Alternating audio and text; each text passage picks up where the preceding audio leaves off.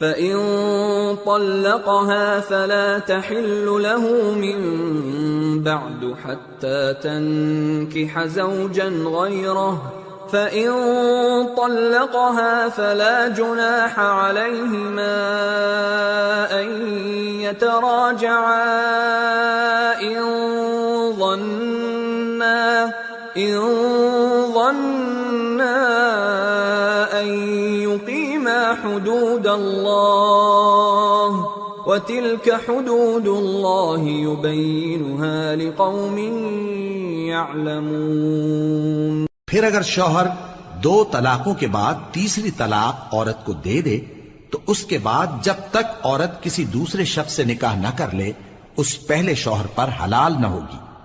ہاں اگر دوسرا خاوند بھی طلاق دے دے اور عورت اور پہلا خاوند